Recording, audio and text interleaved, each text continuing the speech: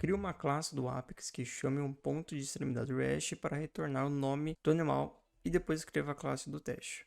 Trabalho preparatório. Garanto que os sites remotos da primeira unidade estão configurados.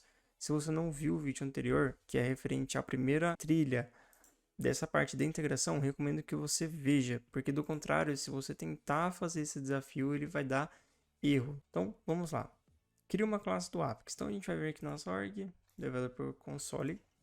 A gente vai copiar o nome do arquivo que ele pede. Então, a gente vai vir arquivo new Apex Class. O nome do método é getAnimalById. Na verdade, getAnimalNameById. Então, public static void getAnimalById. Beleza. O método precisa aceitar o inteiro e retornar uma string. Então, ele vai passar aqui um integer. O método precisa chamar tal API que vai passar um ID. Tudo bem. Então, o parâmetro ele é um ID. E o tipo do retorno ele fala que tem que ser string. O método retorna o valor da propriedade name, ou seja, o nome do animal. A primeira coisa que eu preciso mostrar para vocês é o que essa API vai retornar para nós. Quando a gente chamar a API e passar algum parâmetro ali em cima, vou passar, por exemplo, 2, ele já retorna outro animal. Se eu passar 1, beleza? Então, ele passa para a gente um atributo animal. Dentro dele, ele contém um objeto que contém outros atributos, beleza? Por exemplo, o ID e o name, que inclusive que é o que a gente precisa retornar. Então, como que a gente vai fazer isso? Vamos voltar aqui na nossa org, no nosso Developer Console. Para fazer uma requisição, a gente precisa de 3 objetos. Um, que é o HTTP, tá? É com ele que a gente faz a requisição. Então, vamos deixar ele instanciado aqui. E o segundo é o HTTP request. Então, vou chamar de rec.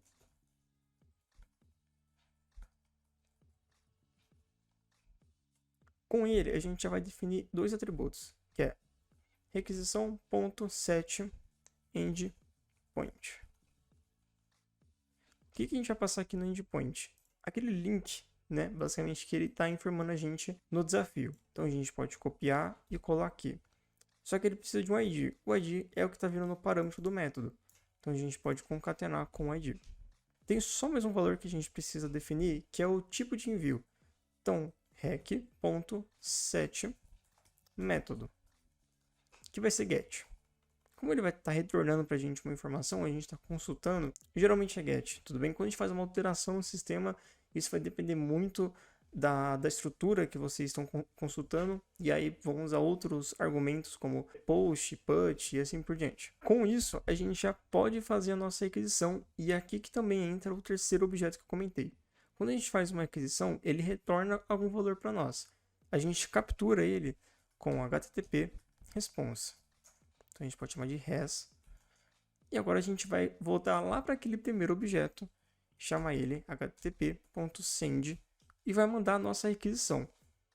Então, como a gente pode ver, os 3 objetos eles conversam junto. O HTTP ele faz o envio da requisição e isso retorna um response para nós.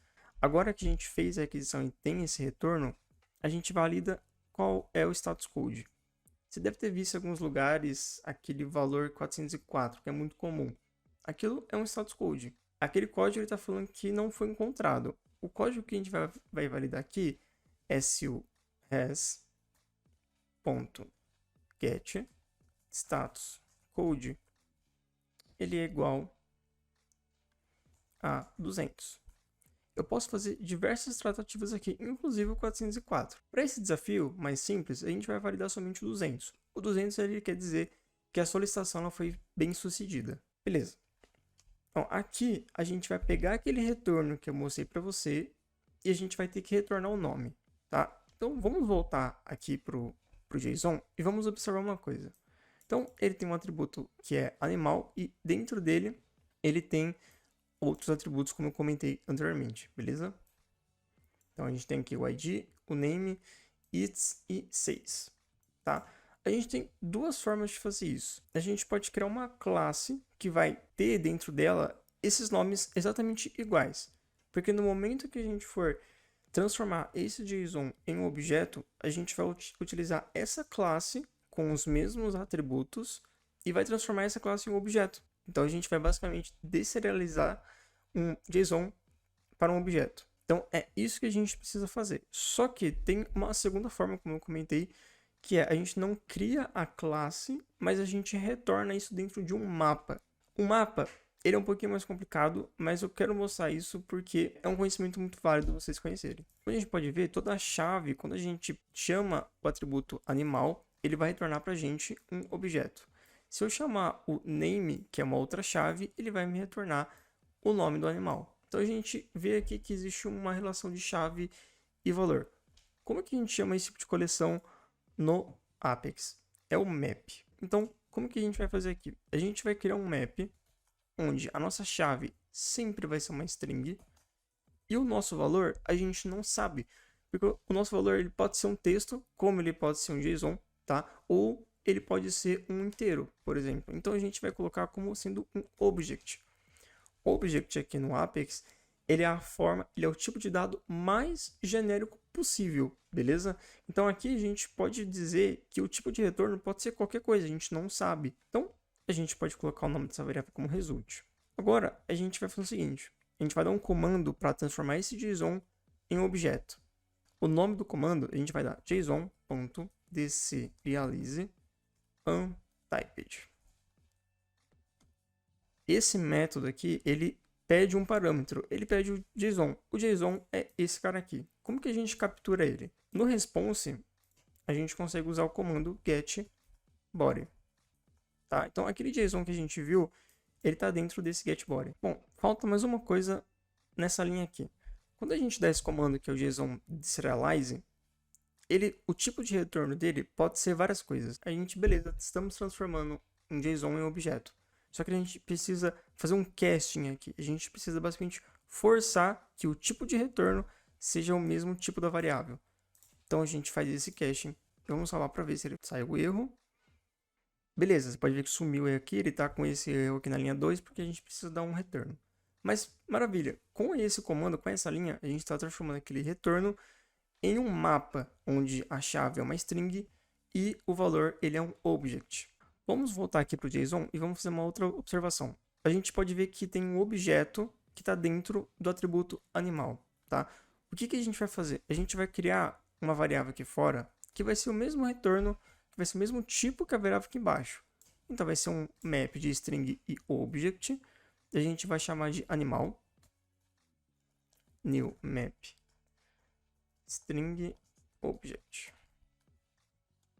A gente vai fazer o seguinte. A gente vai receber nessa variável o retorno, que é result.getAnimal. O que ele está fazendo aqui? A gente está acessando basicamente esse atributo. A gente vai salvar. A gente pode ver que ele está ainda com o mesmo erro que estava na linha anterior. Porque no momento que eu acesso esse atributo, ele vai retornar novamente um JSON para nós, um novo objeto, que contém a mesma coisa, que é uma chave, por exemplo, ID, e o valor, que é o próprio ID, é o número. A gente tem uma nova chave, que é o name, e a gente tem um valor, que é o nome do animal. Então, novamente, a gente vai ter que fazer um casting aqui embaixo. Se a gente salvar, por exemplo, a gente vai ver que o erro sumiu.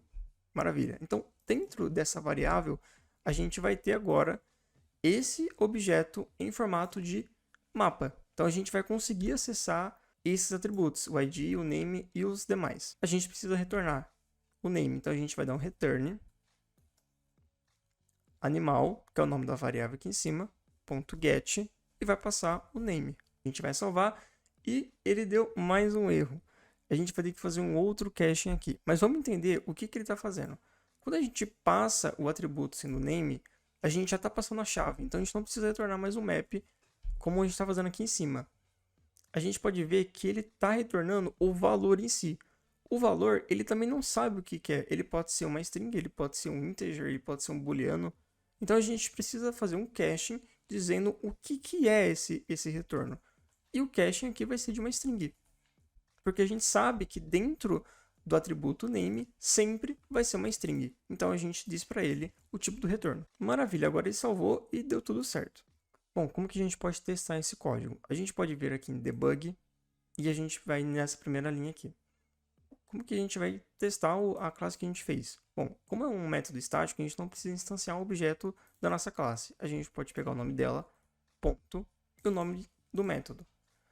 Ele está esperando um parâmetro, que é o ID. Então aqui a gente viu que já existe o 1. Então a gente passa o 1 aqui e ele retorna uma string. Então a gente vai string nome animal, que é o que a gente está retornando lá no método. E a gente vai dar um system.debug nome animal. E a gente vai dar um openlog, beleza? E um execute. Bom, com essa tela aberta, a gente vai vir em debug only e podemos ver o nome do animal aqui, exatamente como está aqui no JSON. Crie uma classe de teste. Então ele pede para a gente criar a classe de teste sendo o nome de animal locator teste e ele pede para criar um mock. O mock é o seguinte, bom, a classe de teste ela não faz consulta quando ela está testando uma classe que faz uma integração, de fato ela não faz uma integração. Se você tentar rodar, ele vai dar erro. Então a gente precisa criar um mock, a gente precisa falar que o tipo do retorno, que o retorno na verdade que vai vir da integração é esse. Então a gente cria dados fictícios para a classe de teste conseguir rodar. Então é isso que é uma classe mock. Então a gente vai vir em arquivo, new, Apex Class. Coloca o nome da classe mock e ok. Aqui no próprio desafio, ele tem um exemplo aqui em cima, a gente pode subir um pouquinho. É esse daqui, tá? A gente vai copiar ele, porque vai ser praticamente a mesma coisa. A gente vai dar um Ctrl A, Ctrl V. Vamos mudar só o nome da classe para aquele que é do desafio. Que no caso é esse daqui. Animal Locator Mock. Remover os comentários. Bom, é basicamente isso o mock. Só que a gente vai mudar, ao invés de ser esse body, a gente vai colocar esse daqui, tá? Então a gente pode remover esse body aqui e pode colocar aquele que a gente já testou com aquele link. Beleza, ele salvou. Agora, de fato, a gente vai criar a nossa classe de teste. Então a gente pode voltar aqui no desafio. A gente vai copiar o nome da classe. Arquivo, new, Apex Class. Lembrando que classe de teste precisa ter stash. E a gente vai criar um método. Para a gente testar a nossa classe, vamos dar um nome de public static void. E a gente vai colocar o mesmo nome do método lá da nossa classe que a gente precisa testar, que é getAnimalNameById, e no final a gente coloca teste. O que vai ser colocado aqui? Bom, vamos voltar aqui para a trilha. Se subir um pouquinho, a gente vai ter essa informação aqui, ó, testar um callout com ADP callout mock. Então a gente vai copiar essa linha inteira, beleza? Você pode copiar aqui do lado também, e vai colar aqui. Lembrando, classe de teste não testa a integração em si, a gente precisa criar esse mock. Quando a gente coloca essa linha, ele está usando aquele mock que a gente criou aqui, que é essa classe, e ele está citando para esse método. Então, no momento que a gente chamar a nossa classe que de fato faz a integração, no momento que ele tentar fazer uma integração, ele, através dessa linha, vai pegar aquele mock que a gente criou, beleza? Ele, de fato, ele não faz uma consulta. Então, esse primeiro parâmetro, ele está dizendo o que a gente... Qual é o tipo de mock que a gente está usando? Existem vários outros, beleza? Não é só callout que o Salesforce faz. Então, esse é um deles. Esse é o primeiro parâmetro. O segundo é a classe que tem o mock em si, que no caso, o nosso é o Animal Locator Mock. Então, a gente troca aqui. Beleza, agora a gente de fato precisa testar. Deixa eu abrir a classe que a gente criou, que é Animal Locator. Bom, a gente vai chamar ela da mesma forma que a gente fez no Debug Anonymous. Então, Animal Locator, que é o nome da classe, e o nome do método getAnimalNameById.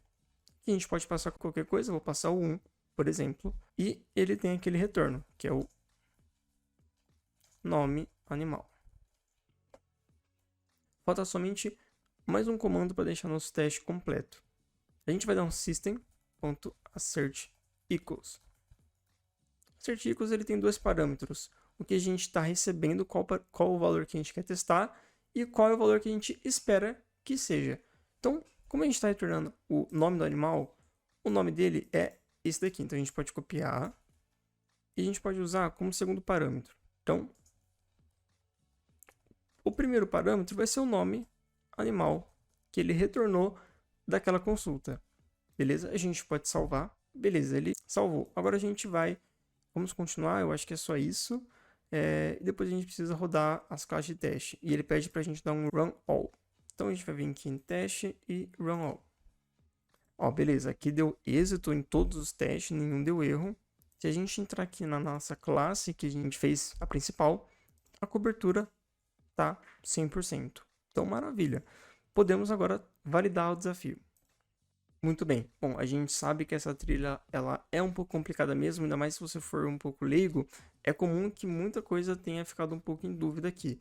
Mas deixa aqui nos comentários que a gente vai tentar te ajudar. Ou entre na nossa comunidade lá no Discord, que pessoas com mais experiência que também estarão lá pode te ajudar. Então, se você gostou desse vídeo, curte, compartilha e até a próxima.